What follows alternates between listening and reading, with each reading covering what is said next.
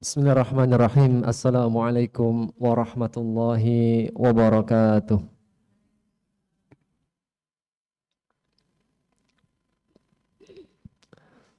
Innal hamdalillah nahmaduhu wa nasta'inuhu wa nastaghfiruh. Wa na'udzu billahi min shururi anfusina wa min sayyiati a'malina. Man yahdihillahu fala mudilla lahu wa man yudlil fala hadiya lahu. أشهد أن لا إله إلا الله وحده لا شريك له وأشهد أن محمدا عبده ورسوله لا نبي ولا رسول بعد أما بعد اللهم علمنا ما ينفعنا وانفعنا بما علمتنا وذكرنا ما نسينا وما جهلنا وزدنا علما وفقها وعملا. يقول النبي صلى الله عليه وسلم اقرأوا القرآن فإنه يأتي يوم القيامة شفيعا لأصحابه. وقال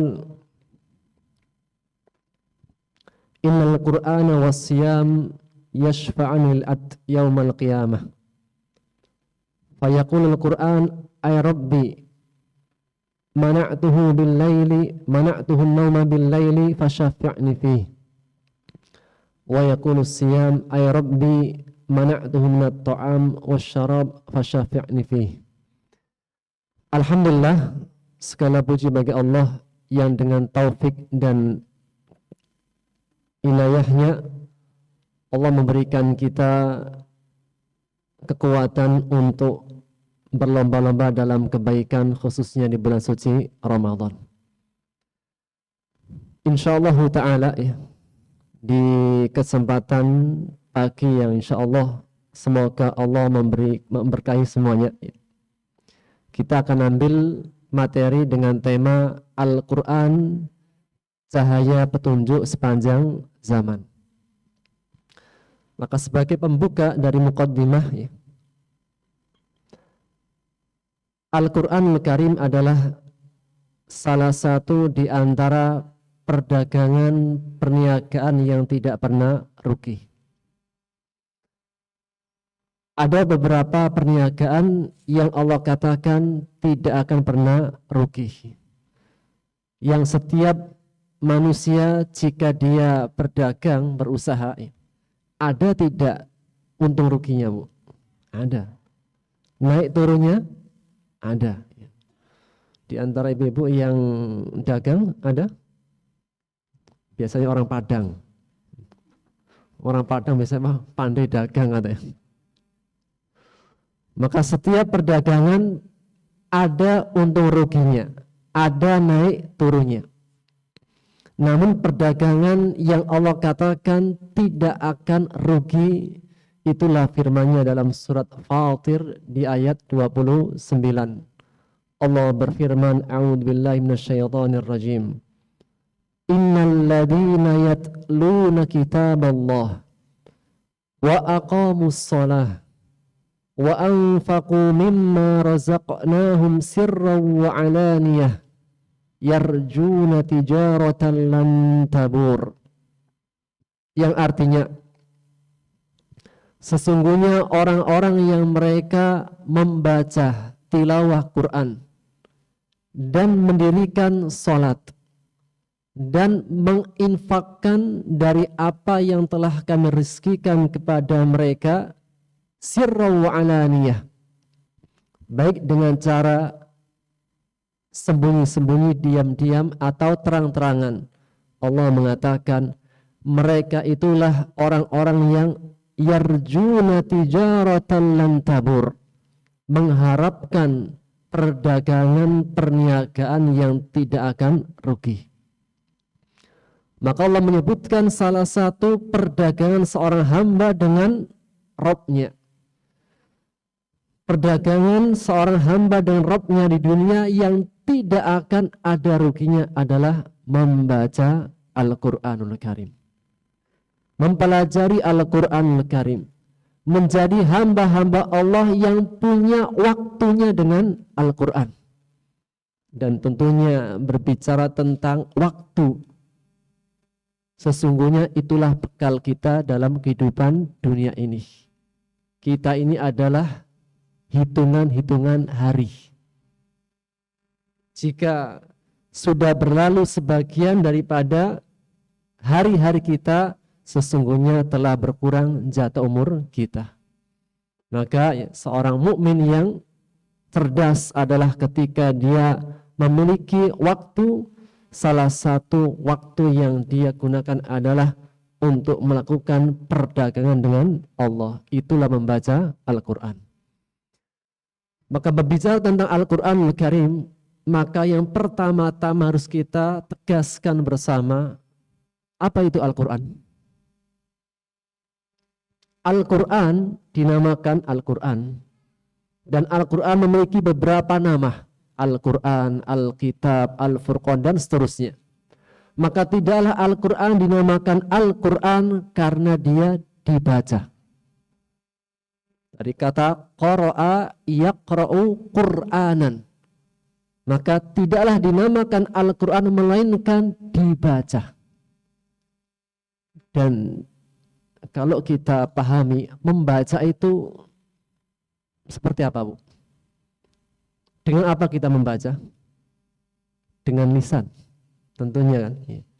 Jadi kalau kita pahami membaca Quran, maka kita membaca dengan mushaf. Namun lafaz membaca ini jika kita tarik ke belakang di zaman para sahabat berbeda keadaannya. Jika di generasi kita zaman sekarang kita membaca Quran, kita bacanya dengan mushaf.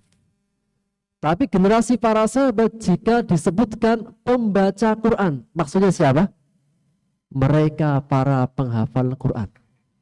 Dalam artian ketika mereka membaca Quran, mereka membacanya dari hafalannya. Kenapa demikian? Kita bisa bayangkan, Bu. Di zaman sahabat mushaf Quran tidak sebanyak hari ini. Kalau kita pelajari sirahnya, ya, pertama kali turun ditulis di kulit-kulit, kemudian di pelapa-pelapa yang terbatas. Maka jika seseorang ingin membaca Quran, maka dia harus membacanya dengan hafalan.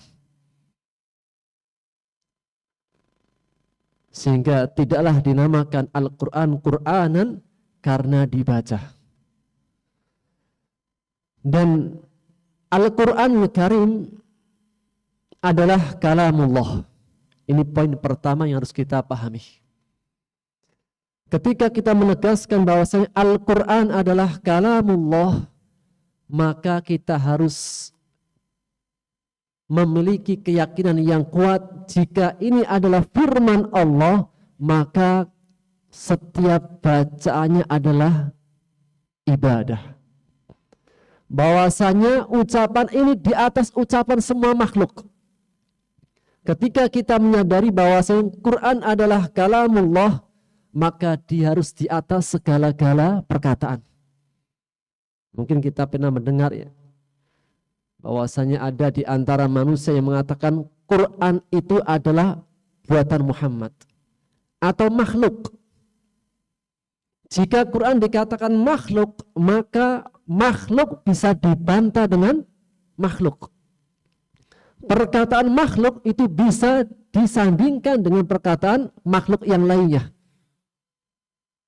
Namun jika kita menetapkan Al-Quran adalah kalamullah, maka ini adalah perkataan Allah yang perkataan semua makhluk di bawahnya. Sehingga dengan kita menyadari bahwasanya Al-Quran adalah firman Allah, kalamullah, maka ucapan ini, perkataan ini, bacaan ini harus di atas semua bacaan. Maka tidak ada yang paling agung, yang paling istimewa dalam kehidupan dunia ini melebihi keistimewaan bacaan Al-Quranul Karim, melebihi perkataan semua makhluk.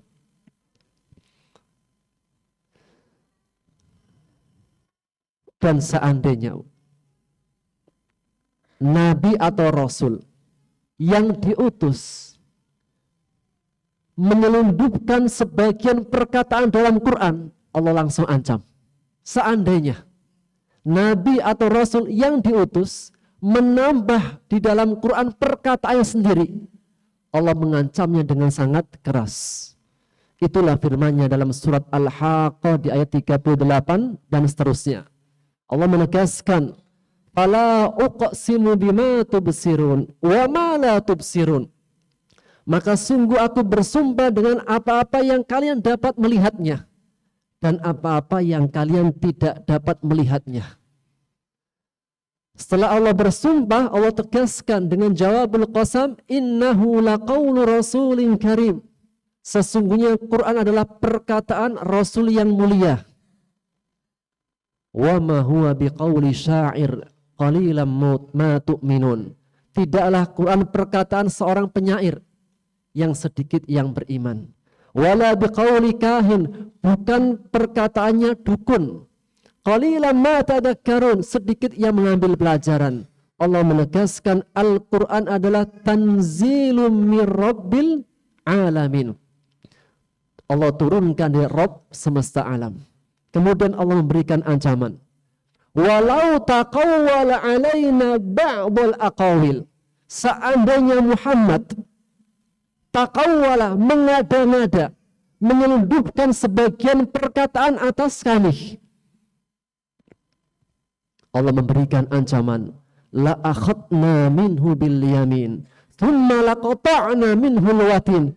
Kami akan siksa ia dengan tangan kanan dan kami akan putus urat nadinya. Seandainya Nabi dan Rasul berani membuat perkataan di dalam Al-Quran Al-Karim, Allah berikan ancaman yang sangat keras. Maka Al-Quran Al-Karim adalah kalamullah tanzilun mir rabbil alamin. Maka sesuai dengan tema kita Al-Quran, maka yang pertama harus kita pahami adalah Al-Quran adalah kalamullah, firman Allah. Maka dia harus di atas, lebih istimewa dari semua perkataan yang ada. Dan Allah sebutkan ya, tentang sifat Al-Quran. Al-Quran sebagai cahaya petunjuk. Allah Subhanahu wa ta'ala memberikan nama sekaligus sifat. Salah satu di antara nama dan sifat Al-Quran adalah nur, cahaya. Ada yang namanya nur di sini, Bu? Ada yang namanya nur di sini? Ya, pasti bercahaya, insya Allah. Kan nur itu cahaya.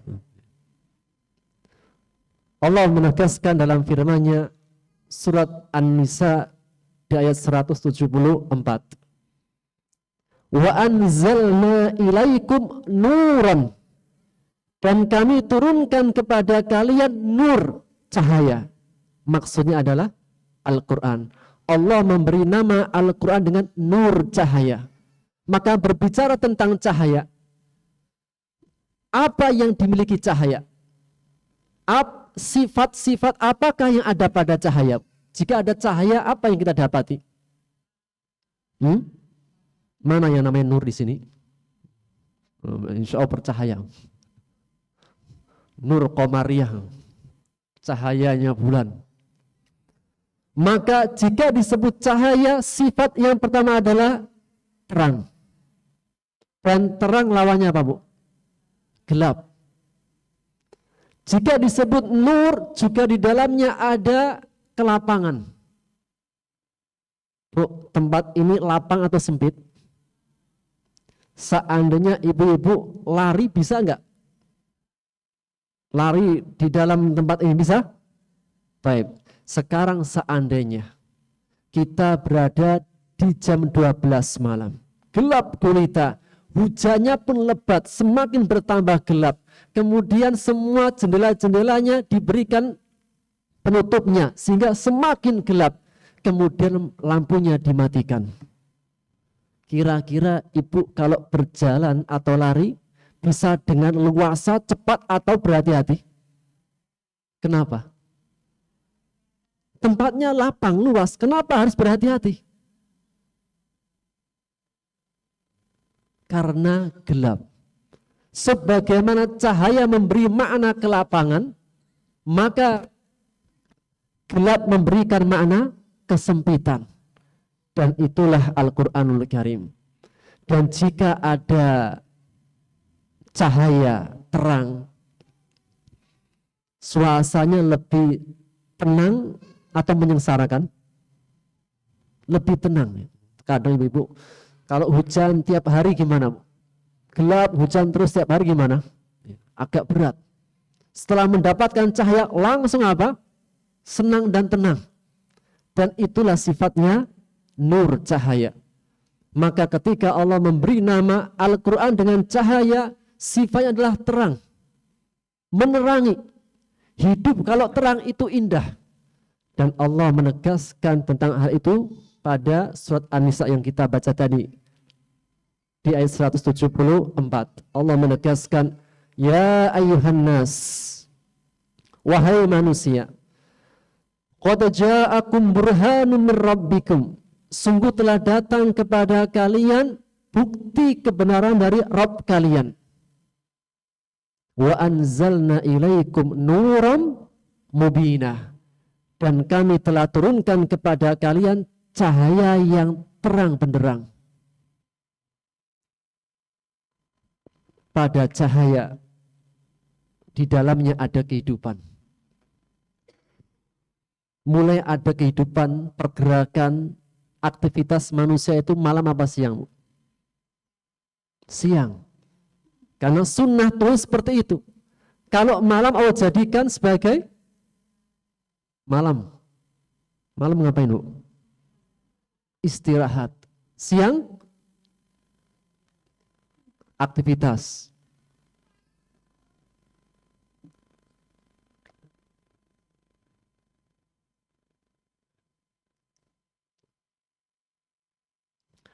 Allah menegaskan al-laila, Allah jadikan subata. Makna subat adalah istirahat. Dan Allah jadi waja'alna an-nahara ma'asha. Allah jadikan siang sebagai mencari ma'isha, kehidupan. Sehingga pada cahaya di dalamnya ada kehidupan. Dan kehidupan itu identik dengan ruh. Ada ruhnya. Dan Allah menamakan Quran dengan ruh. Itulah firman-Nya dalam surat Asy-Syura di ayat 52. Wa kadzalika auhayna ilaika ruhan min amrina. Demikianlah kami wahyukan kepadamu wahai Muhammad ruh. Yang Allah berikan kepada Nabi Muhammad adalah Al-Quran, dan Allah memberi nama Quran dengan ruham min amrina, roh dengan perintah kami. Kita ini terdiri dari dua unsur, jasad dan ruh. Jika jasad kita tidak ada ruhnya, mati. Tidak ada kehidupan, tidak ada pergerakan. Namun ketika jasad kita ada rohnya, maka di dalamnya ada kehidupan. Dan Al-Quran itu memberikan kehidupan. Pada cahaya juga terdapat kelapangan. Seperti kita sebutkan tadi di awal ya. Ketika tempat itu bercahaya, maka sifatnya lapang. Sebaliknya, ketika dalam tempat tidak ada cahaya, maka keadaannya pun sempit. Dan tidaklah Allah menyebutkan kehidupan yang sempit ketika seorang hamba berpaling dari peringatan Allah. Hidup itu dalam kelapangan dan juga ada dalam yang kesempitan. Namun hidup yang benar-benar lapang adalah ketika menjadikan Al-Quran sebagai kehidupannya. Dan tidaklah seseorang yang berpaling darinya, melainkan Allah jadikan kehidupannya sempit. Baik kehidupan dunianya maupun kehidupan akhiratnya. Allah berfirman dalam surat Thaha di ayat 124. وَمَنْ أَعْرَضَ عَنْ ذِكْرِي فَإِنَّ لَهُ مَعِيشَةً ضَنْكًا وَنَحْشُرُهُ يَوْمَ الْقِيَامَةِ أَعْمَى قَالَ لِمَ حَشَرْتَنِي أَعْمَى وَقَدْ كُنْتُ بَصِيرًا قَالَ كَذَلِكَ آتَتْكَ آيَاتُنَا فَنَسِيتَهَا wa kadzalikal yauma tunsa, yang artinya, dan barang siapa yang berpaling dari peringatanku. Dan Al-Quran Allah jadikan sebagai peringatan yang mengingatkan manusia tentang kehidupan dunia dan akhiratnya. Allah menegaskan, barang siapa yang berpaling dari peringatanku, maka sesungguhnya baginya adalah kehidupan yang sempit. Dan kala nanti ketika hari kebangkitan, Allah kumpulkan, Allah bangkitkan dalam keadaan buta. Ketika dibangkitkan dalam keadaan buta, maka dia berprotes. Bertanya, qala lima hasyartani a'ma. Ya Rabb, kenapa kau bangkitkan aku, kau kumpulkan aku dalam keadaan buta? Wa qad kuntu basira, padahal dulu aku bisa melihat. Allah menyebutkan sebabnya. Kenapa dia ketika dibangkitkan dalam keadaan buta tidak bisa melihat? Qala kadzalika atatka ayatuna. Demikianlah dulu ketika di dunia datang kepadamu ayat-ayat kami. Fanasitaha, lalu engkau mengabaikannya. Tidak peduli dengan ayat-ayatku. Engkau meninggalkannya. Wa kadzalikal yauma tunsa, maka hari ini engkau akan diabaikan.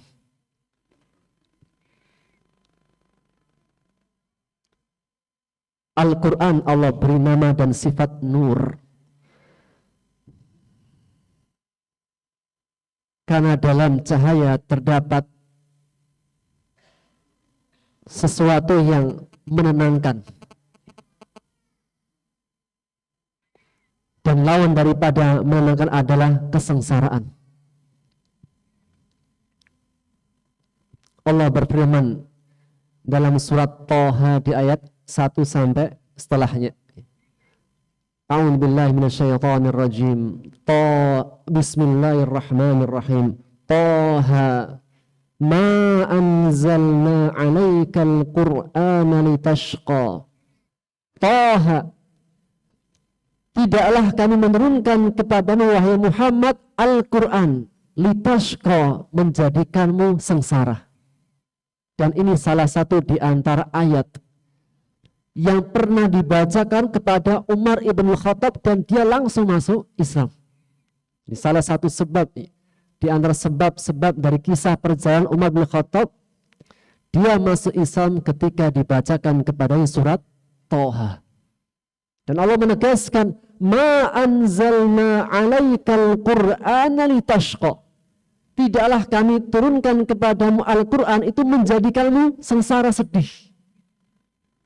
Justru dengan turunnya Al-Quran, kita mendapatkan kebahagiaan. Kita mendapatkan ketenangan. Kita jauh daripada kesengsaraan. Dan juga Allah sebutkan banyak sifat-sifat yang lain tentang Al-Quranul Karim. Allah juga sebutkan dalam surat Yunus di ayat 57, Shifa'ul lima fis sudur. Obat penawar bagi setiap penyakit yang ada dalam dada hati. Setiap manusia ada di dalam hatinya, di dalam jiwanya, keinginan yang buruk dan keinginan yang baik. Ada sifat-sifat yang tercela, ada sifat-sifat terpujinya. Maka di antara cara untuk menghilangkan penyakit-penyakit hati adalah dengan Al-Quran. Allah beri nama dengan syifa. Wahudan, juga sebagai petunjuk. Warahmah, dan rahmat Allah. Bahkan rahmat Allah yang paling besar yang Allah berikan kepada manusia di atas muka bumi adalah Al-Quran. Dengan Quran kita mengetahui siapa pencipta kita. Dengan Quran kita mengetahui siapa Nabi dan Rasul kita. Dengan Quran kita mengetahui mana jalan yang lurus. Di antara firman-Nya adalah dalam surat Al-Kahfi ayat 1. Allah menegaskan tentang nikmat yang besar yang Allah berikan kepada manusia adalah nikmat Allah turunkan Al-Quran. Itulah firman-Nya, Alhamdulillahilladzi anzala ala abdihi al-kitab. Allah membuka surat Al-Kahfi dengan Alhamdulillah. Segala puji bagi Allah. dan ucapan hamdalah saat syukur terhadap nikmat. Maka nikmat apa yang Allah sebutkan dalam surat Al-Kahfi? Alhamdulillah, segala puji bagi Allah atas nikmat yang besar. Nikmat apa itu? Anzala ala abdihi alkitab. Allah turunkan kepada hambanya Alkitab. Seandainya Allah perintahkan manusia untuk mencari jalan yang lurus masing-masing dengan sendirinya. Tidak ada pedoman Quran dan tidak ada Nabi dan Rasulnya. Kira-kira gimana, Bu? Silahkan cari jalan menuju Allah. Silahkan tempuh jalan menuju akhirat. Silahkan masing-masing. Maka pasti apa? Banyak perselisihan di antara manusia. Masing-masing menempuh jalan yang mungkin dia tidak tahu jalannya. Namun dengan Al-Quran Al-Karim Allah tunjukkan jalan kembali pulang menuju negeri akhirat kita. Dan itulah di antara nikmat yang terbesar dalam kehidupan kita. Oleh karenanya ya, berbicara tentang Al-Quran Al-Karim dan diutusnya para nabi dan rasul adalah merupakan karunia dan rahmat yang terbesar. Yang karunia dan rahmat ini sudah menjadi sebab yang cukup kita itu bergembira dibandingkan kegembiraan kita terhadap dunia yang kita kumpulkan. Allah berfirman dalam surat Yunus ayat 58. Qul bifadlillahi wa birahmatihi. Katakanlah dengan karunia Allah dan rahmatnya. Fabidzalika, maka dengan hal itu, dengan karunia Allah dan rahmatnya, di antaranya adalah Al-Quran Al-Karim, falyafrahu, maka bergembiralah, wa khairum mimma yajma'un, itu lebih baik dari apa-apa yang kalian kumpulkan. Allah perintahkan orang-orang beriman untuk gembira. Dengan apa kita gembira? Dengan karunia dan rahmat Allah. Itulah diantaranya Al-Quranul Karim. Al-Quranul Karim yang merupakan adalah cahaya. Pertanyaannya,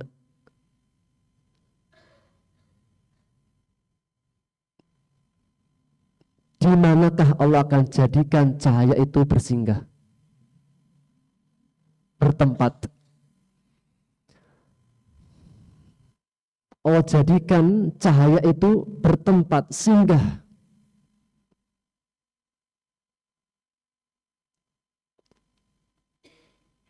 Allah berikan Al-Quran Al-Karim kepada Nabi Muhammad sallallahu alaihi wasallam.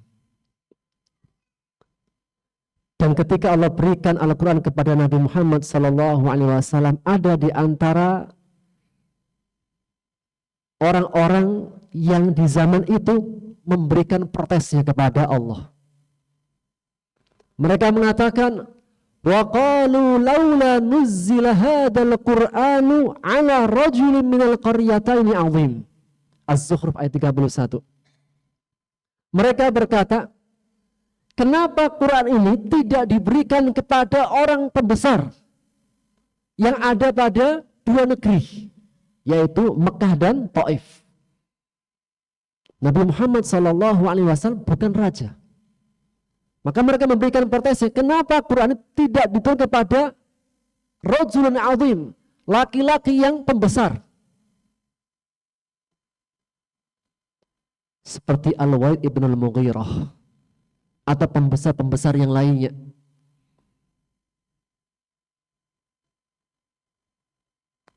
Atau mungkin di zaman itu, di zaman saat Allah turunkan Al-Quran Al-Karim, itu ada peradaban yang besar, yaitu bangsa Romawi dan bangsa Persia. Namun kenapa Allah berikan Quran kepada Nabi Muhammad sallallahu alaihi wasallam? Beliau bukanlah seorang raja. Maka Allah mengatakan tentang hal itu, Allahu a'lam. Allahu a'lamu haitsu yaj'alu risalatah. Allah lebih tahu di manakah tempat yang pantas Allah berikan. Allah lebih mengetahui di mana dia menempatkan tugas kerasulan. Dalam artian ketika Allah memberikan Al-Quran kepada Nabi Muhammad SAW, karena Allah melihat dari semua hamba-hambanya, hamba yang memiliki hati yang paling bersih adalah Nabi Muhammad SAW. Sebagaimana diungkapkan oleh Abdullah ibnu Mas'ud radhiyallahu anhu. Abdullah ibnu Mas'ud mengatakan, sesungguhnya Allah nadhara fi qulubin nas, fi qulubil ibad. Allah melihat semua hati-hati manusia, hati-hati hambanya. Maka Allah tidak melihat hati yang paling bersih.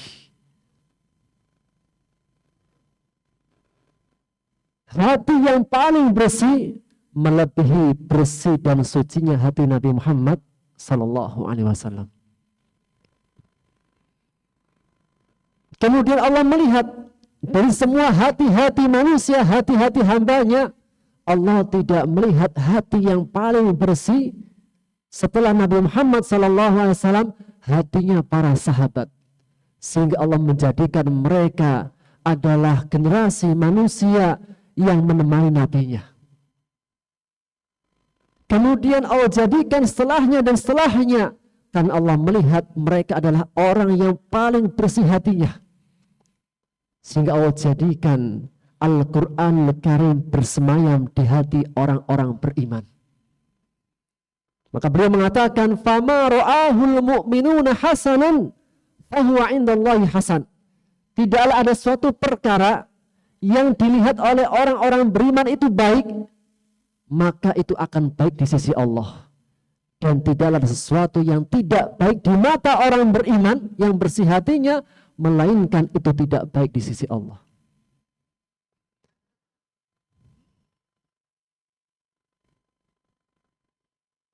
Allah akan menempatkan Al-Quran kepada seseorang yang paling bersih hatinya. Di antara yang kita bisa ambil dari firman Allah Subhanahu wa Ta'ala pada surat Al-Baqarah di ayat yang pertama. Yang sebelum surat Al-Baqarah surat apa, Bu? Surat pertama surat Al-Fatihah. Dan surat Al-Fatihah adalah sirrul Quran. Rahasia kunci intinya Quran itu ada pada surat Al-Fatihah. Dan pada surat Al-Fatihah satu-satunya permintaan yang kita minta hanya satu. Apa itu?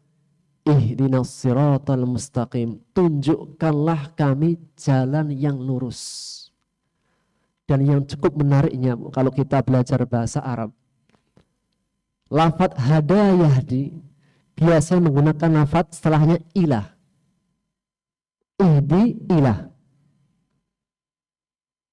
Seperti dalam firman Allah, wa ahdiyaka ila rabbika fatakhsha. Hada menggunakan ilah. Namun dalam surat Al-Fatihah Allah tidak menggunakan lafadz ilah, langsung ihdina sirat. Kalau kita belajar bahasa namanya maf'ulnya langsung pada isimnya, tidak melalui perantara huruf jar. Karena hidayah dalam surat Al-Fatihah hidayah yang menyeluruh secara utuh. Hidayah itu ada 3. Hidayah irsyad, hidayah taufiq, dan hidayah tasbit. Hidayah irsyad Allah tunjukkan mana yang hak, mana yang batil, mana yang benar, mana yang salah. Itu hidayah irsyad. Dan apakah setiap orang yang sudah diberitahu yang benar pasti bisa mengikutinya? Apakah setiap orang yang sudah tahu itu benar, apakah dia pasti bisa mengikutinya? Belum tentu. Terkadang ada orang yang sudah tahu itu salah, tapi tetap dikerjakan. Kenapa? Karena belum mendapati hidayah yang kedua. Itulah hidayah taufik. Hidayah taufik. Setelah hidayah irsyad, Allah berikan hidayah taufik. Dan apakah setiap orang yang sudah di atas kebenaran pasti sampai akhir di atas kebenaran? Apakah seseorang yang sudah istiqomah di atas, seseorang yang sudah di atas jalan yang baik, sudah berada dalam komunitas yang baik, apakah memberikan jaminan sampai akhir hayatnya dia di dalamnya? Ada tidak yang dulunya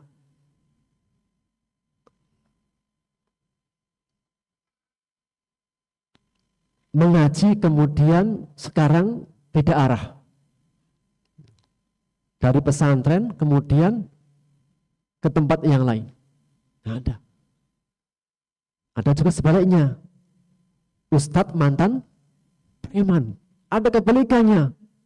Preman mantan, nah, itu na'udzubillah itu. Ada yang soleha mantan solehot. Ada yang solehot mantan soleha. Dalam artian apa? Dulunya itu sudah benar, ternyata dalam perjalanannya dia berbalik arah. Kenapa? Karena tidak mendapatkan hidayah tasbit. Hidayah dikuatkan, diteguhkan di atas jalan yang benar. Setelah hidayah irsyad, hidayah taufik. Hidayah taufik, hidayah hati. Setelah hidayah hati, hidayah tasbit. Allah tegakkan, Allah kokohkan di atas jalannya. Sampai kapan?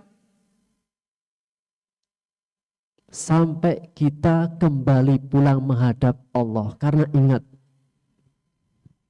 berkata Abdullah ibnu Mas'ud, Al-hayyu la tu'manu alaihil fitnah.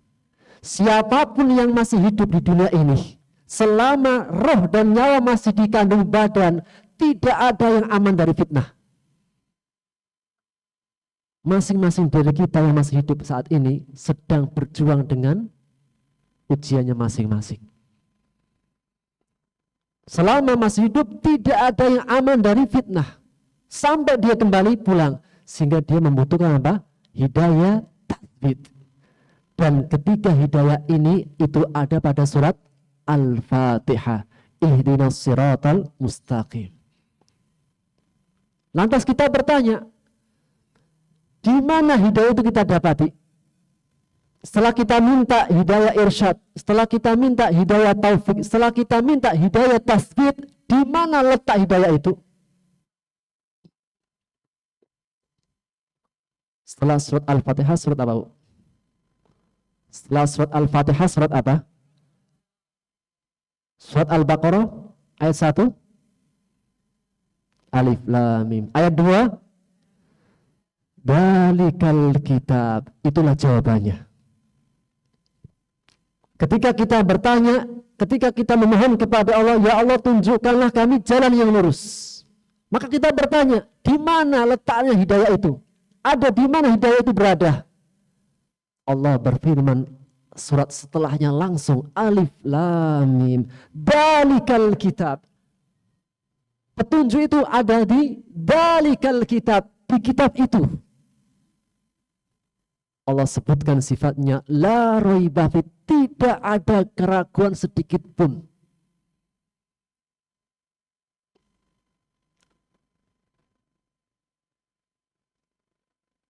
Hudal lil muttaqin.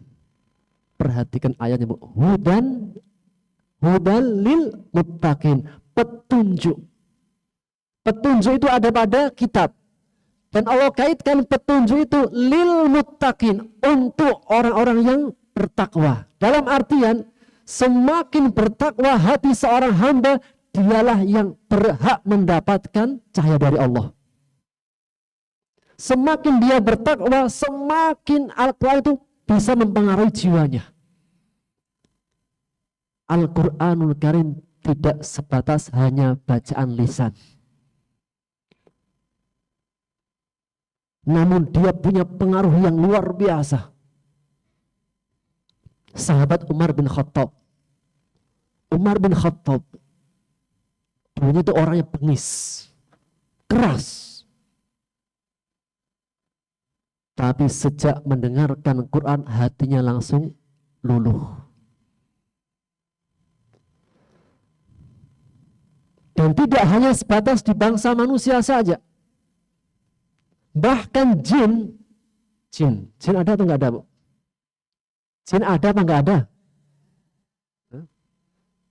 Mana kelihatan enggak, Bu? Apakah setiap yang tidak terlihat enggak ada? Enggak. Ada benda yang tak terlihat tapi ada. Maka jin ketika mendengarkan Quran langsung beriman.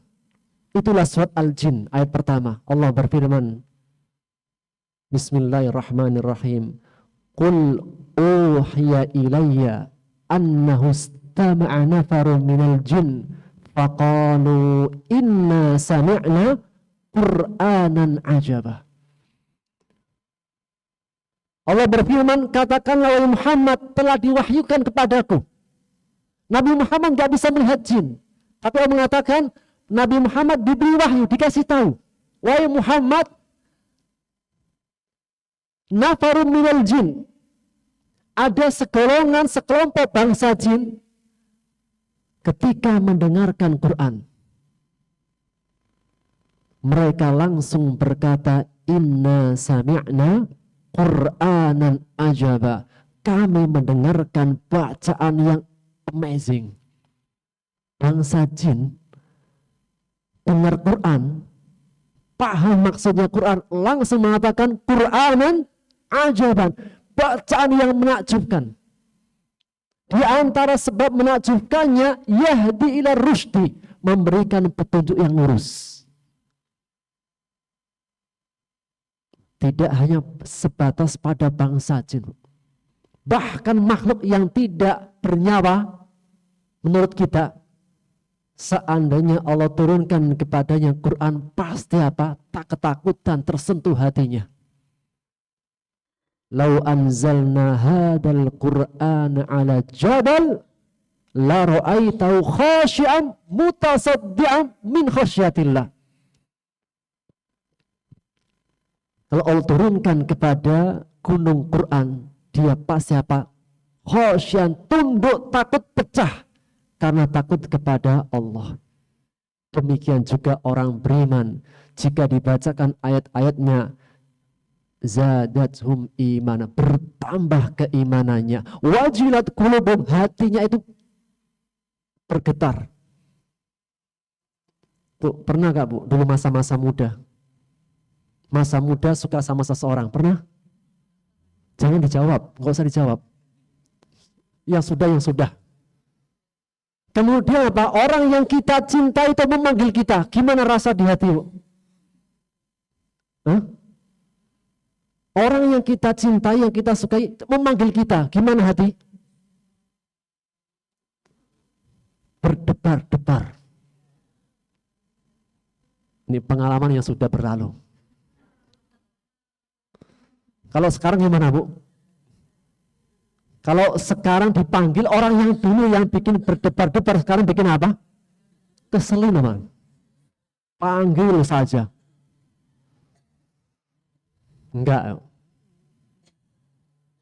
Maka Quran ketika dibacakan kepadanya, Pak, wajilat qulubuhum, hatinya bergetar.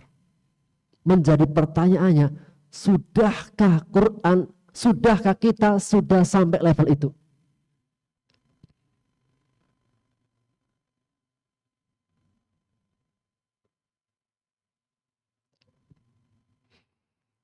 Kembali kepada di mana tempat singgahnya Quran cahaya Allah? Di hati yang paling bersih. Semakin bertakwa, semakin dia yang berhak mendapatkan cahaya Allah.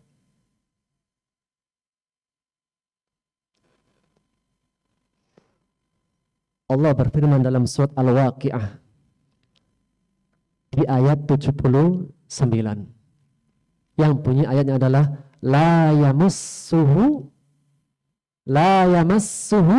illal mutahharun. Tidaklah menyentuhnya, yaitu Al-Quran, kecuali hamba-hamba yang disucikan.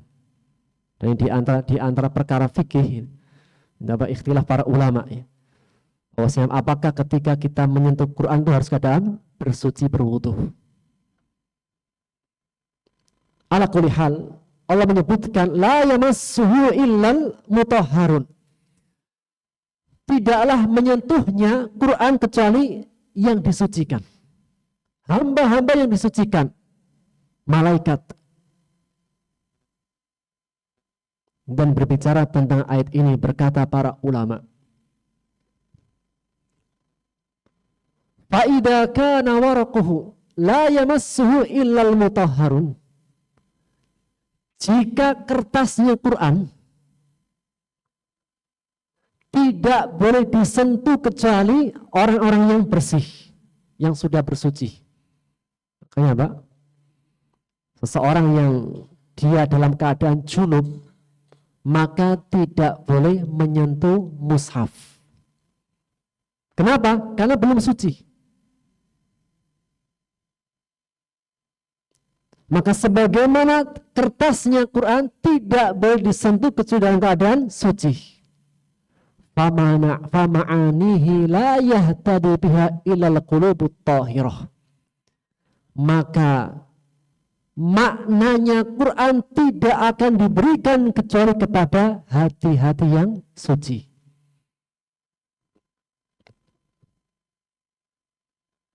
Kalau kertasnya harus disentuh dalam keadaan suci, maka ingatlah sesungguhnya maknanya Quran, sentuhannya Quran itu hanya menyentuh hati-hati yang suci. Wa idza kana al-malak la yadkhulu baitan fihi kalb.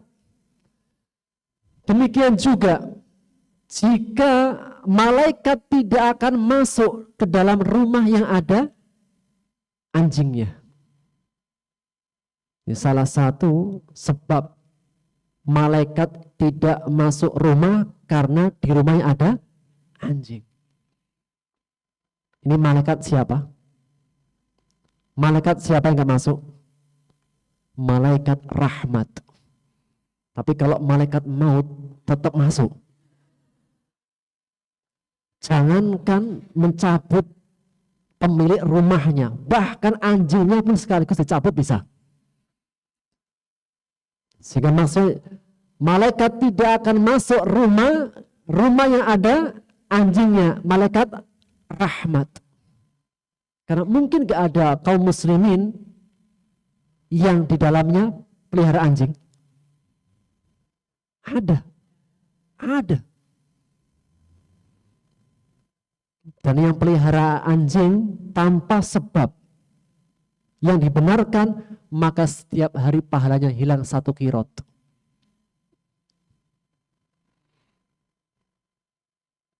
Maka beliau menegaskan, malaikat tidak akan masuk ke dalam rumah yang ada anjingnya.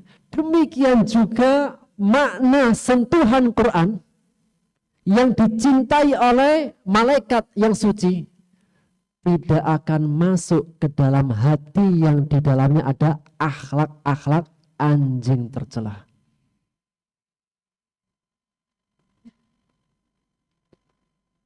Jika dalam seseorang ada sifat-sifat keanjingan, sifat-sifat tercela maksudnya,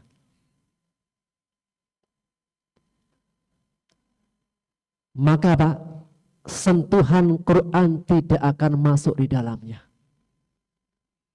Maka jika ini menjadikan Quran itu sebagai Quran yang memberikan dampak pengaruh dalam hati, maka perhatikan kebersihan hati, perhatikanlah kebersihan mulut, perhatikan kebersihan sikap.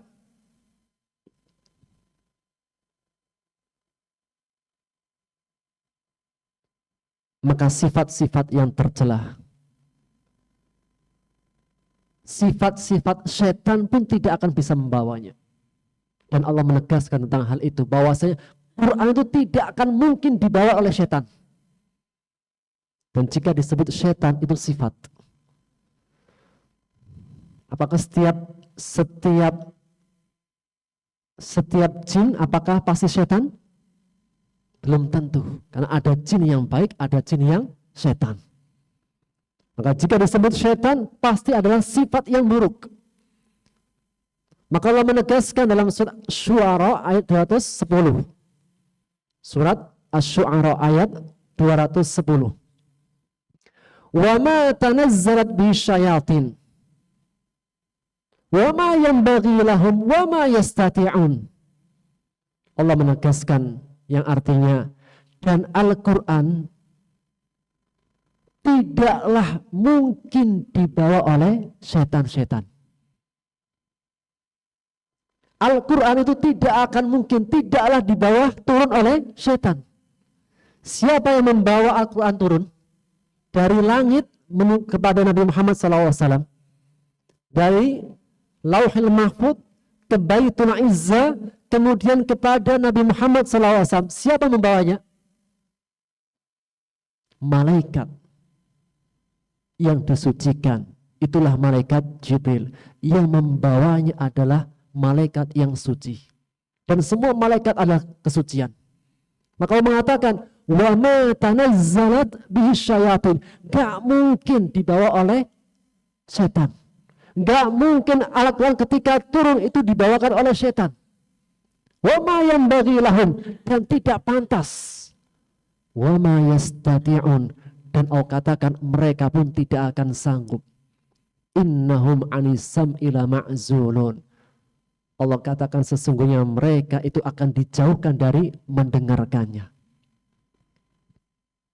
Dan juga diantaranya firman Allah dalam surat Ad-Dariyat ayat 9, yu'faku anhu man ufik. Yu'faku anhu man ufik, akan dijauhkan siapa orang yang dijauhkan. Maksudnya akan dijauhkan, dipalingkan dari Quran kepada orang yang dijauhkan darinya karena sebagai bentuk hukuman, karena sebab dosa dan berpalingnya dari Allah.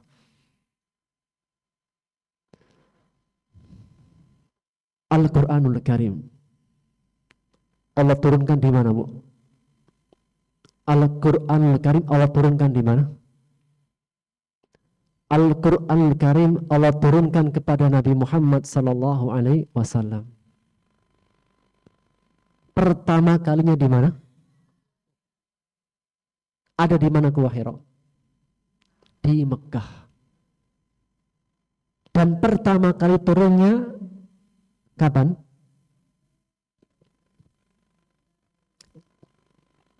Malam Lailatul Qadar. Di malam Lailatul Qadar Allah berfirman, inna anzalnahu fi Lailatul Qadar. Sesungguhnya kami menurunkan Quran di malam Lailatul Qadar.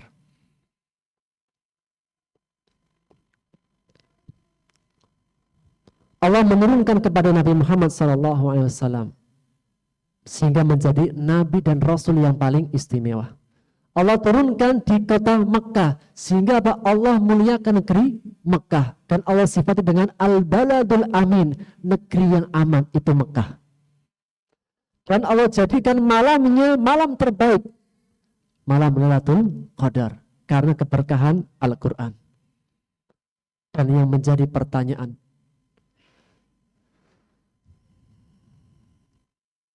Al-Quranul Karim Allah turunkan di Mekah. Kenapa Allah tidak turunkan di kota-kota yang besar? Saat itu ada peradaban manusia yang hebat, Romawi dan Persia. Kenapa Allah turunkan Al-Quran itu justru di Mekah? Yang saat itu Mekah menjadi apa? Pusat jahiliyah. Gimana tidak jahiliyah, Bu? Saat yang lain sudah berkembang dengan peradabannya, orang Mekah itu masih saling bermusuhan. Orang Mekah itu masih menyembah patung. Orang Mekah itu masih makan bangkai. Orang Mekah ketika tawaf itu telanjang. Orang Mekah ketika ingin menikah, kemudian tidak ada yang kunjung datang, maka dia akan pasang bendera agar semua laki-laki itu menggaulinya. Setelah berzina dengan semua banyak laki-laki, kemudian diundi. maka siapa yang keluar namanya, dia menjadi bapaknya. Tidak hanya itu, jika yang lahir perempuan, apa yang dilakukan? Dibunuh. Itulah wa'dul banat. Wa idal mau'udatu su'ilat. Dan bayi-bayi perempuan yang lahir dibunuh hidup-hidup. Kenapa, Bu? Karena perempuan itu beban hidup. Menurut jahiliyah. Mereka jika punya anak laki-laki saja. Pertanyaannya, untuk keluar anak laki-laki, keluar dari rahim laki-laki atau perempuan? Itulah jahiliyah. Hanya ingin anak laki-laki. Tapi untuk keluar anak laki-laki, itu keluar dari rahim siapa? Jika perempuan semuanya dibunuh, terus gimana memproduksi laki-laki? Itulah jahiliyah.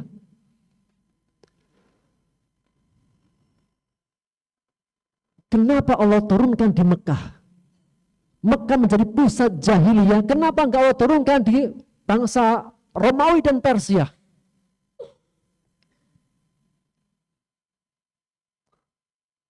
Karena Allah ingin memberikan keajaiban.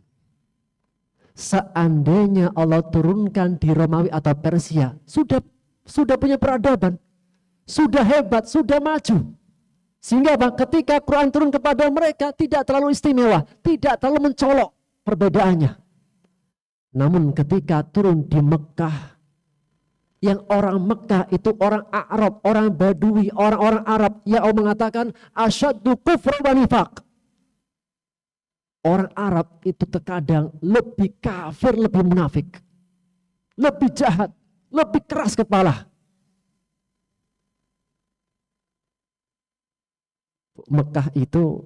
Mekah suasananya panas apa dingin? Ya, biasanya orang yang tinggal di tempat yang panas itu keras apa lembut? Mana yang dari tempat-tempat yang panas sih? Kenapa? Yang di tempat panas lebih keras? Medannya keras. Kalau di tempat yang sejuk gimana? Ya, tenang. Orang yang tinggal di Pantura, suaranya keras-keras. Kenapa? Karena anginnya sangat kencang. Kalau suaranya lembut, gak kedengar. Jadi orang Pantura kalau marah-marah itu bukan marah terkadang. Kenapa? Suaranya keras, karena medannya keras. Maka orang Mekah itu keras. Jahiliyah, pusatnya jahiliyah. Namun ketika turun Al-Quran kepada mereka, kemudian Quran masuk ke dalam mereka, semuanya berubah. Dan itulah di antara makna furqan, pembeda. Kalau sejak awal Allah turunkan di bangsa Romawi, Persia, tidak terlalu terlihat mencolok perbedaannya. Tapi ketika diturunkan kepada orang-orang yang lemah, terbelakang, jahiliyah, kemudian terjadi perubahan, ini apa? Menjadi sesuatu yang hebat, istimewa.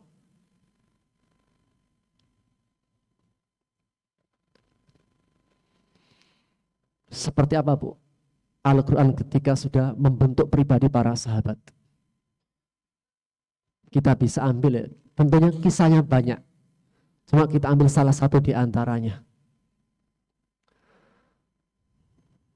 Sahabat itu manusia.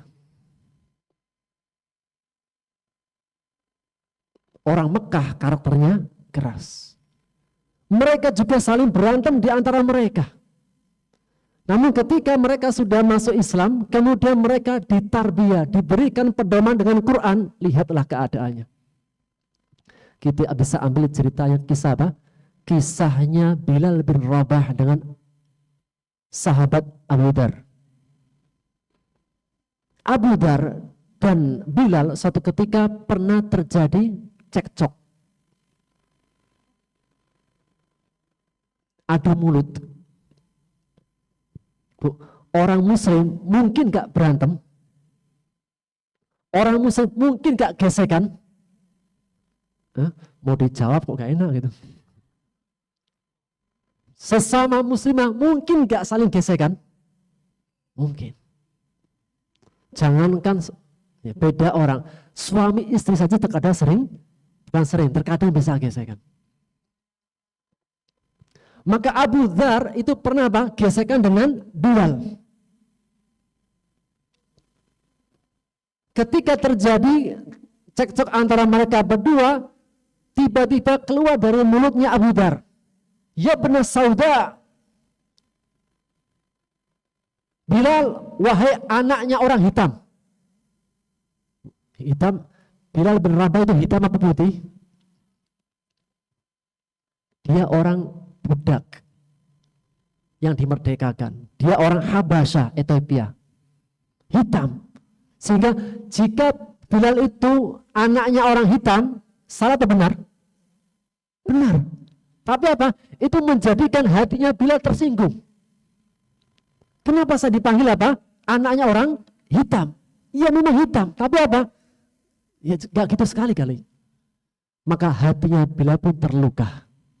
Kemudian melaporkan kepada Nabi Muhammad SAW, "Ya Rasulullah, aku dipanggil anaknya orang hitam." Maka harus mengatakan, beliau berkhutbah kemudian memerintahkan, "Innaka mru'un fikal jahiliyah." Wahai para sahabat, sesungguhnya masih ada di tengah-tengah kalian warisan sifat jahiliyah. Ketika mendengar perkataan itu, Abu Dzar langsung apa? Dia merasa itu ucapan adalah ditujukan kepadanya. Akhirnya apa? Dia langsung menyesali, menangis, mencari-cari Bilal. Minta maaf kepada Bilal. Sampai akhirnya apa? Ditemukan Bilal di masjid. Kemudian apa? Dia minta maaf sama Bilal, langsung apa? Merendahkan dirinya, meletakkan kepalanya di bawah tanah dan meminta, "Wahai Bilal, aku tidak akan angkat kepalaku sampai kau menginjak harga diriku." Karena Pak, Abu Dzar orang Arab, bangsawan, merdeka. Adapun Bilal punya riwayat budak. Dia mengatakan, "Wahai Bilal, injak kepalaku, injak mukaku dengan kakimu, karena telah menghinamu." Apa kata Bilal? "Demi Allah, aku tidak akan menginjak kepala yang digunakan sujud kepada Allah." Akhirnya keduanya apa? Saling memaafkan, saling merangkul, saling menangis. Sampai apa? Menangisnya Abu Dzar dan Bilal menjadikan sahabat-sahabat yang lain menangis. Nah, ini pemandangan yang hampir tidak ada antara bangsawan sama seorang budak yang saling memaafkan, saling merangkul, dan saling berlapang hati, berlapang dada. Itu semua karena tarbiyah Quran. Sehingga orang-orang Quraisy, orang-orang Arab, orang para sahabat dengan tarbiyah Quran langsung berubah keadaannya.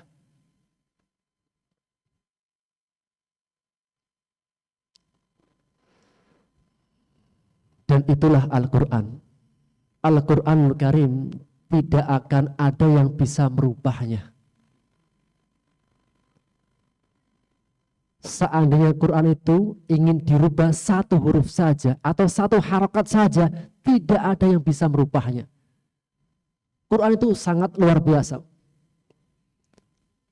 Quran itu kalau kita jangankan hurufnya, harokatnya saja, domah kita fathahkan, fathah kita domahkan, berubah arti. Jangankan merubah satu kata, merubah harokatnya saja itu berubah. Sehingga tidak ada yang bisa memalsukan, merubah Quran. Contohnya Bu ya, contohnya. Allah berfirman dalam surat Fatir, "Innama yakhshallaha min ibadihil ulama'u." Sesungguhnya yang takut kepada Allah hanya para ulama. Jika Allah kita baca ha, fathah, maka dia sebagai objek. Tapi kalau kita baca dengan dhamma sebagai subjek. Kalau kita baca Allah al-ulama'u, berarti apa? Ulama yang takut kepada Allah. Tapi kalau kita rubah harokatnya jadi Allahu al-ulama'a, maka Allah yang takut kepada ulama. Hanya satu harokat, bukan hurufnya saja. Al-Quran tidak bisa dirubah dan itu jaminan dari Allah. Allah yang menurunkan Quran dan Allah yang pasti akan menjaganya. Namun Quran ketika masuk ke dalam hati seseorang, dia akan merubah segalanya.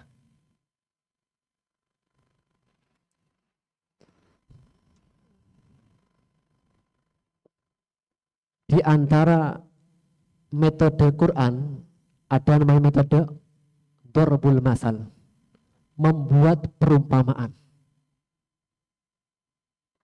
Al-Quran ketika menjelaskan itu tidak hanya penjelasan saja, terkadang apa? Menjelaskannya dengan membuat perumpamaan. Maka Allah membuat perumpamaan.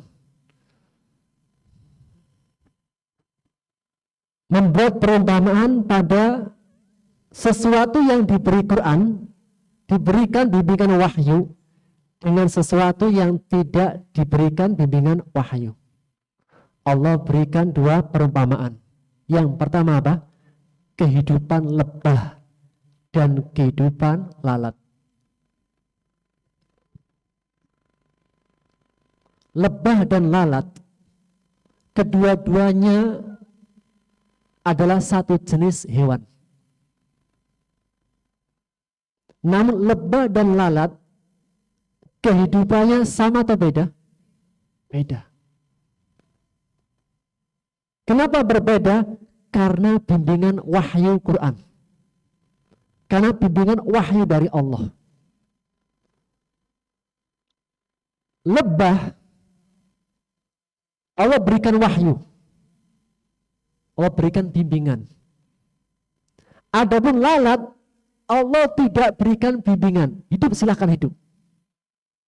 Allah berfirman dalam surat An-Nahl ayat 68.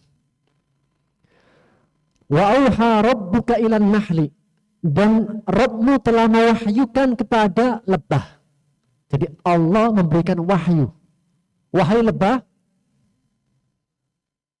ittakhidhi minal jibali buyuta wa minas syajari wa mimma ya'rishun. Buatlah rumah dari gunung-gunung, dari pohon-pohon, dan dari yang dibuat oleh manusia. Lebah ketika menjalani hidup, Allah kasih wahyu, Allah kasih bimbingan.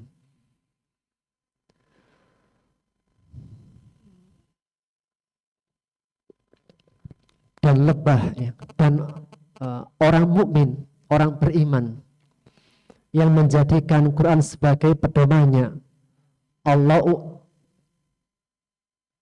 Rasulullah SAW memberikan perumpamaan bahwasanya orang beriman seperti lebah. Beliau bersabda dalam hadis yang diriwayatkan oleh Ahmad dari sahabat Abdullah bin Amr, "Walladzi nafsu Muhammad biyadihi." Demi jiwa Muhammad yang berada dalam genggamannya. "Inna masalal mu'min laka masalin nahla." Sesungguhnya perumpamaan seorang mukmin seperti lebah. Lebah akalat thayyiban, makan yang baik. Lebah kalau makan apa, Bu? Lebah kalau makannya apa? Sari. Kalau lebah ternak itu makanannya gula.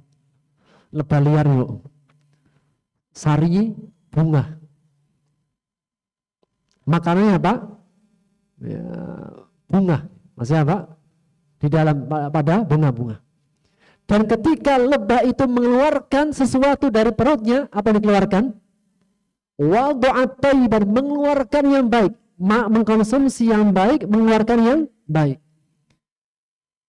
Dan lebah ketika dia mencari makan, merusak atau membantu? Kalau dia hinggap pada sebuah ranting, maka dia tidak merusak dan tidak mematahkan. Justru lebah itu membantu bunga-bunga untuk berbuah. Kenapa? Karena lebah ketika menjalani hidup mendapatkan bimbingan wahyu. Dan lebah itu ketika hidupnya itu teratur atau tidak teratur? Teratur. Ada rajanya, ada prajuritnya. Bahkan masing-masing bagi tugas. Ada yang jaga sarang, ada yang cari makan, ada yang mengatur masuk dan keluar. Kehidupannya tertib, jelas, terarah, tahu tujuannya. Makanannya yang baik juga mengeluarkan yang baik. Kemudian perumpamaan yang kedua yang tidak Allah kasih bimbingan. Surat Al-Hajj ayat 73. Allah berfirman, wahai manusia, telah dibuatkan perumpamaan, maka dengarlah. Apa perumpamaannya? Pada lalat. Wa iyaslubhumud dubabu syai'an la yastanqiduna min. Lalat jika dia merampas, mengambil makananmu, dia tidak bisa mengembalikannya. Dan kita ketahui, ya, lalat kehidupannya itu makannya bau. Di mana cari makanannya lalat? Sampah. Yang dimakan sampah, kemudian yang dikeluarkan kotoran. Dan lalat ketika hidupnya itu terarah, termanage atau terserah. Terserah, tidak ada aturan. Bahkan biasanya lalat itu mendatangkan manfaat atau mendatangkan mudarat. Mengganggu atau memberikan kedamaian? Mengganggu. Kedatangannya mengganggu.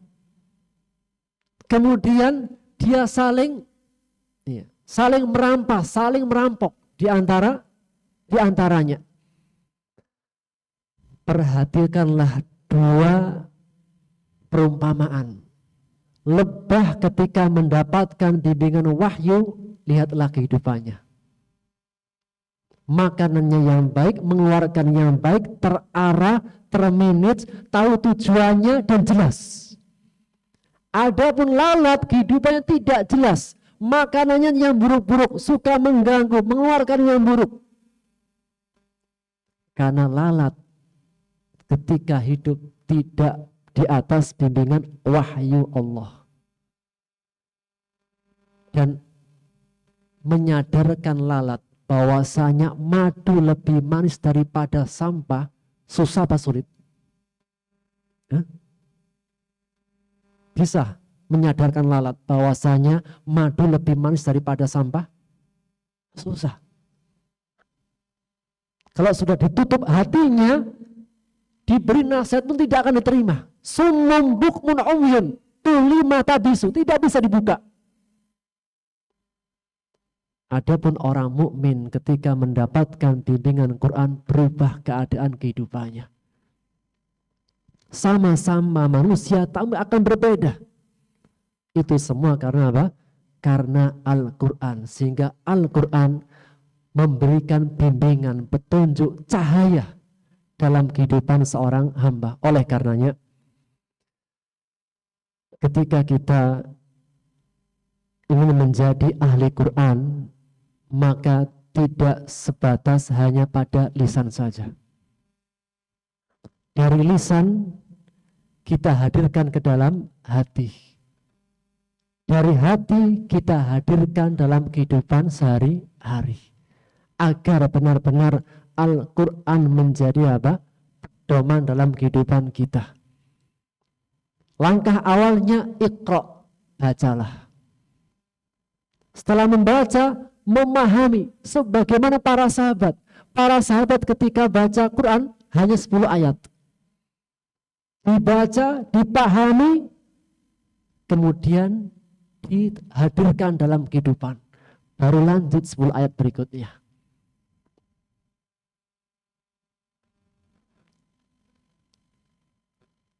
Dan kenapa kita harus menghadirkan Quran dalam kehidupan kita? Karena begitulah Rasulullah SAW mempraktekkan Al-Quran. Allah Subhanahu wa taala tidak hanya menurunkan Quran saja, namun Allah hadirkan orang yang mempraktekkan Quran, orang yang memberikan bimbingan, contoh gimana cara mengaplikasikan Quran. Siapa itu? Rasulullah. Al-Quran kitabnya, pedomannya, role modelnya, artisnya, contohnya adalah Rasulullah. Sehingga ketika Aisyah ditanya, gimana akhlaknya Rasulullah? Maka beliau menjawabnya, kana khuluquhul Quran. Akhlaknya Quran berjalan. Sehingga Quran tidak sebatas hanya hiasan lisan. Namun harus dipahami, dihadirkan ke dalam hati. Semakin bersih hatinya, dialah orang yang lebih berhak mendapatkan cahaya Quran. Kemudian dihadirkan dalam kehidupan sehari-hari.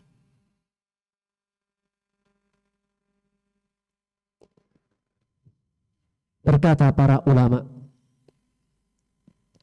siapa itu ahli Quran? Jika disebut ahli Quran siapa?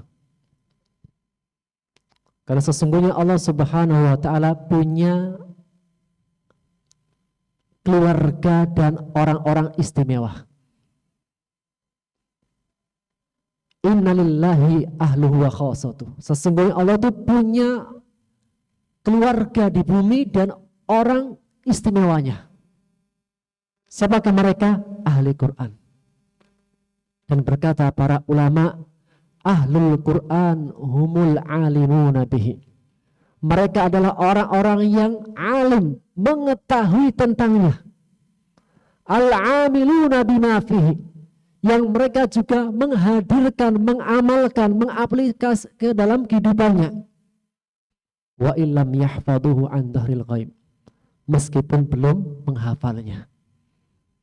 Namun ketika dia membacanya, kemudian dia memahaminya, kemudian dia mengamalkannya, itulah ahli Quran. Wa amma man hafidhahu wa lam yafhamhu.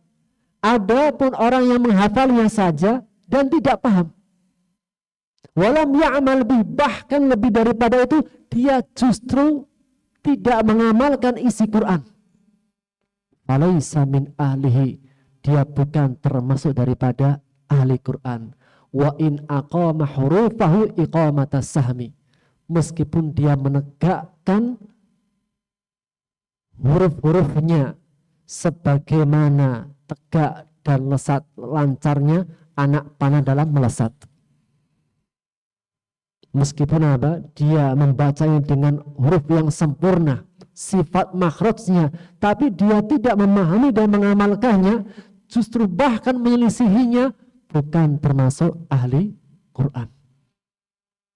Sehingga menjadi pesan untuk kita semuanya, ya, untuk menjadi ahli Quran, maka dengan kita membacanya, kan tidaklah dinamakan Quran dengan Quran, melainkan karena dibaca. Al-Quran dari kata qara'a yaqra'u Qur'anan wa qira'atan.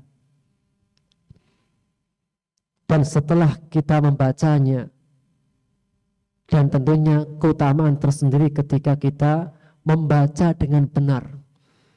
Sebagaimana hadis yang sahih, barang siapa yang membaca dengan mahir, menjadi mahir dengan Quran, maka dia bersama malaikat yang safaratil kiramil bararah, malaikat-malaikat yang istimewa. Namun jika dia membaca dengan tak terbata-bata, baginya dua pahala. Pahala usahanya dan pahala ketika dia membacanya. Namun bagi orang yang mahir membaca Quran, dia mendapatkan pahala yang lebih, dan malaikat yang bersamanya pun malaikat yang lebih istimewa. Karena malaikat itu punya tingkatan-tingkatannya.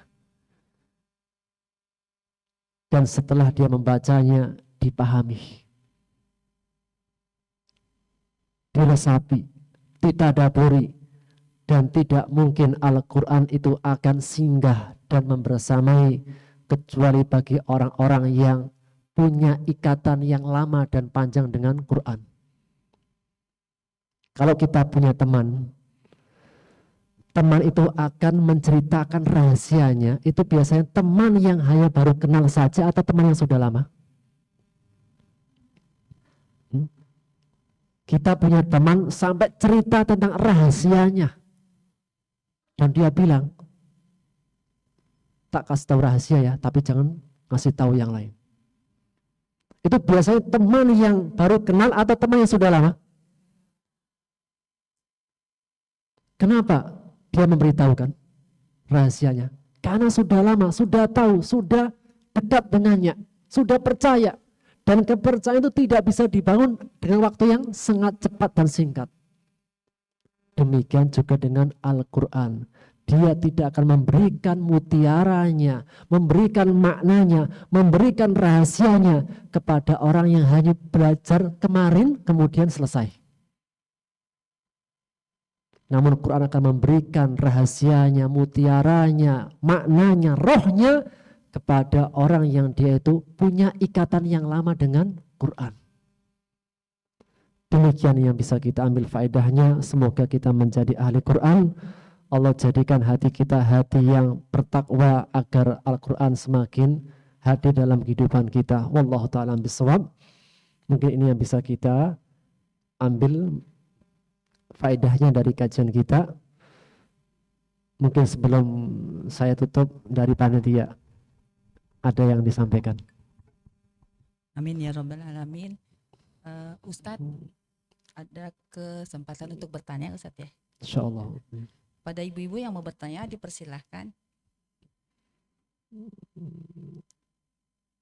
Jika tidak ada pertanyaan maka izinkan saya bertanya.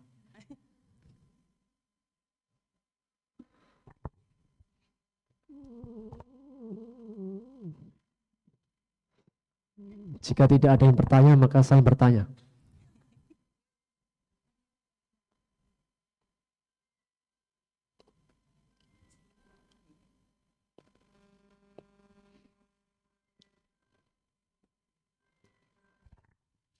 Assalamualaikum Ustaz. Waalaikumsalam warahmatullahi wabarakatuh. Anak remaja saya 2. Ini HP lebih ini. Jadi susah banget disuruh baca Al-Qur'annya. Saya sudah nasihatin tapi kayaknya nggak ngaruh. Minta tolong di ini solusinya. Assalamualaikum warahmatullahi wabarakatuh. Waalaikumsalam warahmatullahi wabarakatuh. Kita punya teman, punya keluarga, punya sahabat ya. Sudah diajak untuk hadir belajar Quran tapi tidak ke bawah. Maka yang pertama Pak,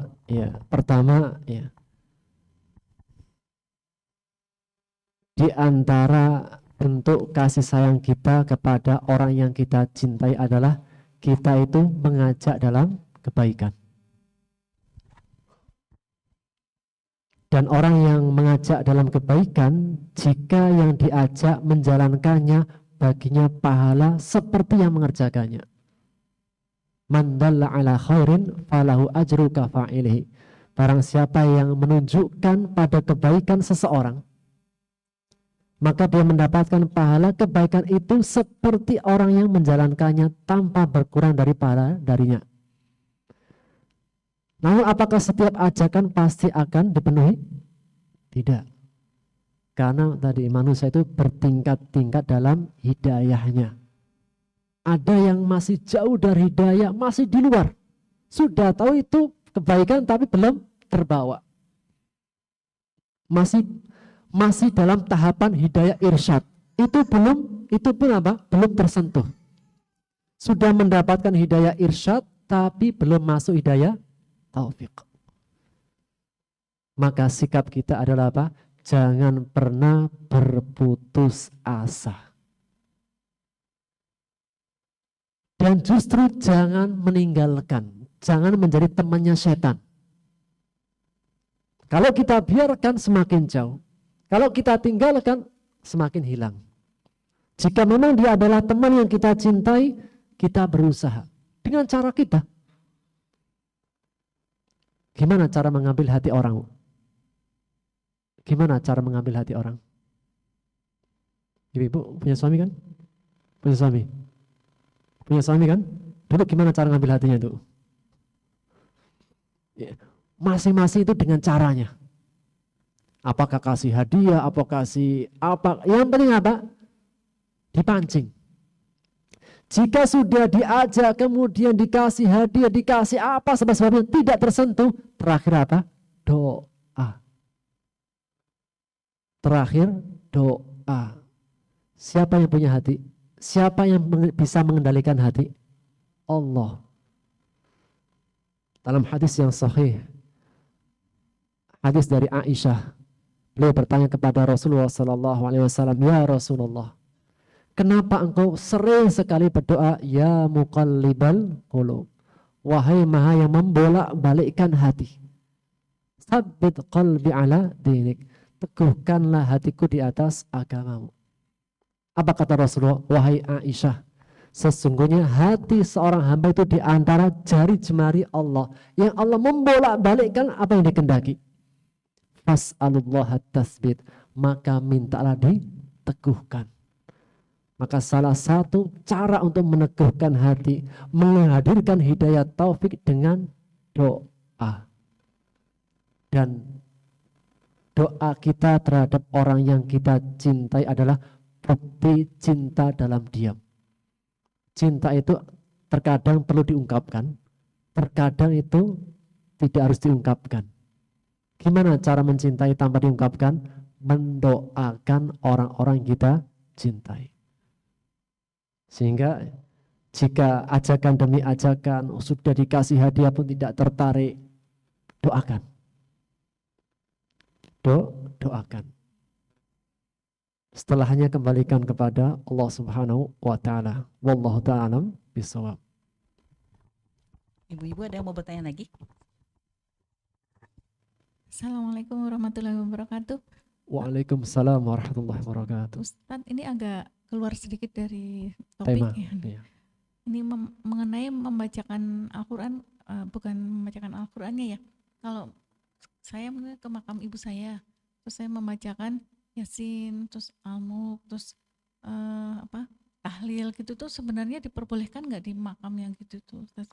Di makam. Di makam, iya, kita suka ke makam gitu, terus kita membacakannya di situ. Nah, saya pernah baca ada yang boleh, ada yang enggak gitu, makanya saya bingung yang mana yang di Allah khair. Wa iyaki barakallahu fiik.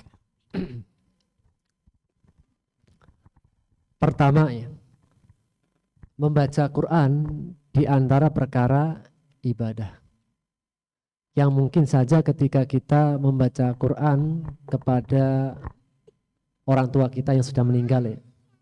Apa tujuan kita membaca Quran di kuburan? Di makam keluarga kita? Apa tujuannya? Kita berharap agar bacaan ini menjadi amal yang kita berikan kepada keluarga kita. Maka jika memang tujuannya adalah ingin menghadiahkan bacaan Quran, atau semoga bacaan Quran menjadi pahala yang sampai kepadanya, maka tidak harus di makam. Jika kita membaca Quran dan kemudian kita niatkan bahwasanya bacaan Quran ini saya hibahkan, saya berikan, sedekahkan kepada keluarga saya atau kepada orang tua saya, maka ini diantara amalan yang tentunya ada ikhtilaf di kalangan para ulama. Namun diantara pendapat yang mengatakan sampai. Kenapa? Karena ketika dia baca Quran, dia yang punya pahala. Dia yang punya pahala. Dan jika seseorang sudah mempunyai, boleh gak dia memberikan kepada orang lain? Contoh, saya punya laptop. Ini laptop saya.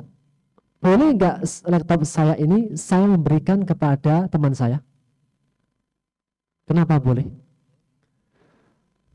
Karena laptop saya. Kecuali ini laptopnya panitia. Saya pinjam laptop ke panitia. Kemudian ada teman saya kasihkan laptop ini sebagai hadiah. Ini hadiah buat kamu ya. Boleh? Panitianya protes nanti. Kok dihadiahkan, Ustaz? Dalam artian jika ini adalah amal milik saya berhak boleh untuk menghadiahkan kepada siapa saja. Sehingga mengenai bacaan Quran ada ikhtilafnya, ada. Namun apa? Wallahu a'lam bishawab. Di antara para mengatakan sampainya bolehnya apa? Menghadiahkan bacaan Quran kepada orang-orang yang kita cintai. Adapun membacanya di kuburan, sebagian para ulama tidak memperbolehkannya. Karena apa? Bacaan Quran maka dianjurkan di tempat-tempat yang terbaik. Jika hadir di sebuah makam, maka yang disyariatkan adalah berdoa. Jadi ketika kita datang ke makam, maka yang dianjurkan adalah mendoakan. Allahumma gfirlahu warhamhu, dan doa-doa yang lainnya. Sehingga ketika membaca, maka bacalah di tempat yang di masjid atau di rumah atau di tempat-tempat yang baik. Di antara apa? Masjid. Di antaranya rumah. Rumah juga apa? Ini di antara tempat yang dianjurkan. Karena rumah yang tidak pernah dibacakan Quran seperti rumah yang roboh. Rumah yang tidak pernah dibacakan Quran seperti rumah yang sudah roboh. Dan rumah yang roboh itu biasa rumah yang dihuni apa enggak dihuni? Enggak. Rumah itu kalau kita huni lebih awet, lebih terjaga. Tapi kalau kita punya rumah, kita sudah tinggalin 5 tahun. Kira-kira makin rusak atau makin bagus? Makin rusak. Maka rumah yang tidak pernah dibacakan Quran seperti rumah yang roboh. Adapun pendapat yang kedua memperbolehkan. Sehingga dalam hal ini wallahu alam bishawab, saya pribadi, pendapat pribadi lebih condong kepada tidak memperkenankan. Jika memang niatnya adalah untuk memberikan hadiah atau sedekahkan bacaannya, maka baca di tempat yang diutamakan. Namun tetap bahwasanya ada ikhtilafnya, ada. Namun saya pribadi lebih menghindar keluar daripada ikhtilaf. Karena jika niatnya memang ingin menghadiahkan dimanapun kita baca, boleh. Kemudian kita niatkan ini kita peruntukkan untuk suami kita atau istri atau anak atau orang-orang yang mendahului kita. Demikian Bu. Wallahu a'lam bishawab. Yang pasti jika kita itu ada amal-amalan yang itu bisa memberikan kebaikan kepada orang yang sudah meninggal. Bacaan Quran, sedekah, umroh, haji, dan yang paling istimewa Bu, jadi anak yang soleh. Jadi anak yang soleh. Kalau dia sebatas hanya baca Quran tapi enggak soleh, kurang. Justru yang paling istimewa adalah menjadi anak yang soleh. Karena setiap kebaikan anak soleh menjadi pahala tersendiri bagi orang tuanya. Bahkan istighfarnya seorang anak yang soleh itu mengangkat derajatnya. Sebagaimana hadis yang sahih, kelak nanti ada orang tua itu yang dibangkitkan. Ketika dibangkitkan, yurfa' lahu darajat, diangkat derajatnya yang sangat tinggi. Kemudian orang tuanya mengatakan, ay rabbi min aina hada, wahai Rabbku, dari mana aku mendapatkan derajat yang tinggi ini? Maka dikatakan kepadanya, bistighfari waladikalak, engkau mendapatkan derajat yang tinggi karena istighfarnya anakmu untukmu. Dan di antara hak yang besar anak kepada orang tua adalah mendoakan orang tua. Apa doanya Bu? Rabbighfirli wali walidayya warhamhuma kama rabbayani. Ini doa jika kita baca maka kita sudah dicatat sifat anak soleh. Tanda anak soleh loh. Harus ditulis pakai bed, anak soleh, enggak perlu. Apa tanda anak soleh? Sesuai hadisnya. Dalam hadis Abu Hurairah, Rasulullah SAW bersabda, apabila anak Adam meninggal maka terputus amalnya tinggal 3. 1, ilmu yang bermanfaat. Dua, sedekah jariah. Yang terakhir ini istimewa. Waladin soleh yada'ulah. Anak soleh yang mendoakannya. Sehingga sifat anak soleh apa? Yang mendoakan orang tua. Setiap selesai sholat, setiap ada momentum berdoa, dia berdoa orang tuanya. Enggak harus namanya soleh. Biar anaknya soleh dikasih namanya soleh. Meskipun anaknya nakal, tetap namanya soleh. Karena namanya soleh. Tidak harus. Tapi apa? Amalan. Demikian, Bu. Sehingga semoga kita semua menjadi anak-anak soleh-soleha. Dan kita diberikan keturunan anak yang soleh-soleha. Dan kita berjumpa dengan orang-orang yang kita cintai. Demikian, Bu. Allahu a'lam bishawab.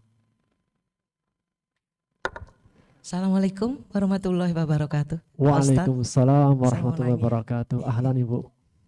Kalau ini bertanya saya nggak heran.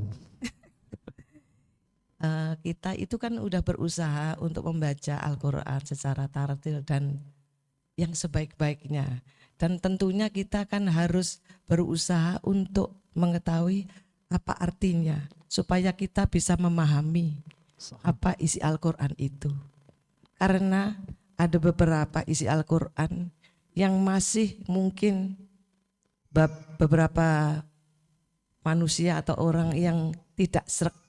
Contohnya masalah riba, masalah poligami, masalah waris, dan mungkin yang lain sebagainya. Itu bagaimana, Ustadz?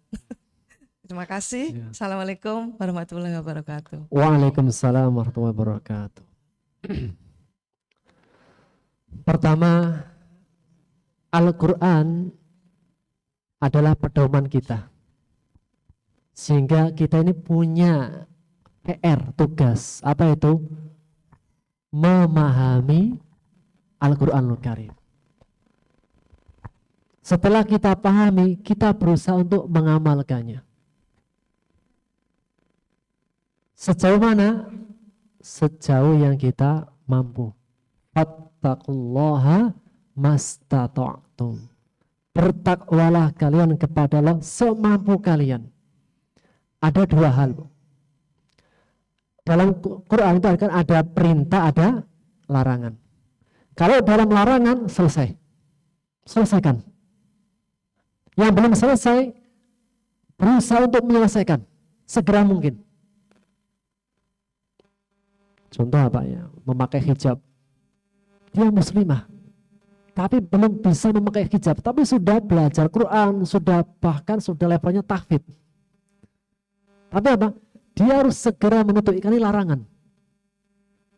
Dalam perkara larangan, maka tidak ada mastata'tum, semampu kalian. Nama apa? Segera usahakan. Namun dalam perkara perintah, Allah berfirman, fattaqullaha mastata'tum. Bertakwalah kepada Allah semampu kalian. Di dalam perkara perintah ada keringanan. Apa keringanannya? Semampu kalian.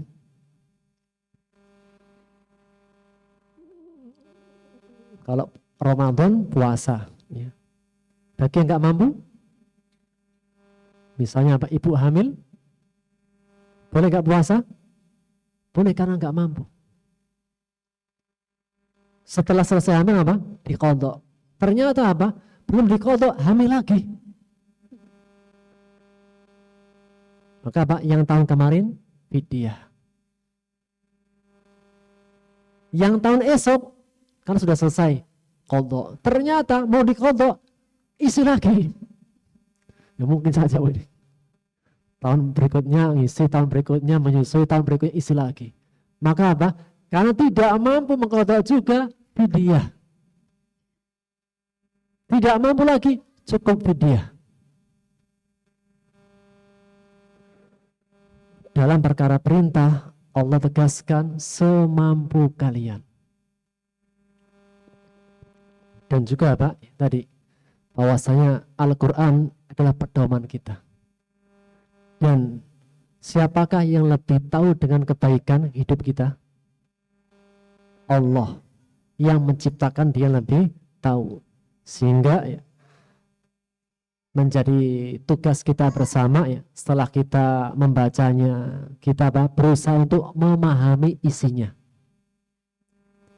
Kemudian setelah kita paham, kita amalkan dalam kehidupan kita. Itulah tujuan daripada Al-Quran. Afala yatadabbaruna Al-Quran. Tidakkah mereka mentadaburi? Bahkan para sahabat, terkadang satu ayat dibuat tadabur sepanjang masa. Satu ayat, enggak banyak, satu ayat dijadikan sebagai apa? Moto dalam kehidupan dia. Seperti kisahnya Abdurrahman bin Auf. Ketika membaca ayat, wa may yuqa shuhha nafsihi fa ulaika humul muflihun. Barang siapa yang dihindarkan dari sifat bakhil, dia orang beruntung. Maka dia jadikan doa agar dijauhkan dari kebakhilan. Setiap kali tawaf, jika umrohkah, doanya cuma satu. Apa itu? Allahumma qini syuhha nafsi.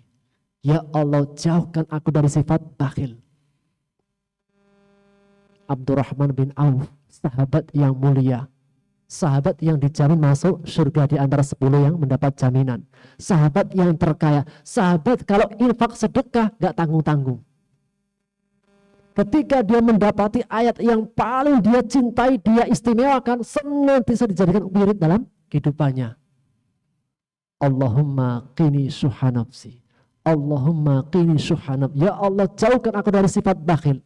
Maka ditanyakan, wahai Abdurrahman bin Auf, kenapa engkau hanya satu doa saja? Cukup. Karena apa?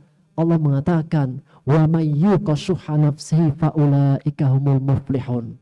Barang siapa yang dijauhkan dari sifat bakhil, dia orang beruntung. Apa makna beruntung? Orang dikatakan beruntung, bejo, jika dia selamat dari mara bahaya dan mendapatkan kebaikan. Itulah surga. Satu ayat merubah kehidupan Abdurrahman bin Auf. Satu ayat dijadikan sebagai renungan sepanjang masa. Itulah apa? Di antara tujuan Al-Quranul Karim. Sehingga apa? Kita hiasi lisan kita dengan bacaan, kita hiasi hati kita dengan makna Quran, dan kita hiasi kehidupan kita dengan akhlak Al-Quran. Demikian Bu, wallahu a'lam bishawab. Ini yang bisa kita ambil faedahnya. Mungkin saya cukupkan. Saya akhiri dengan doa kafaratul majlis. Subhanakallahumma bihamdika asyhadu an la ilaha illa anta astaghfiruka wa atubu ilaik. Assalamualaikum warahmatullahi wabarakatuh.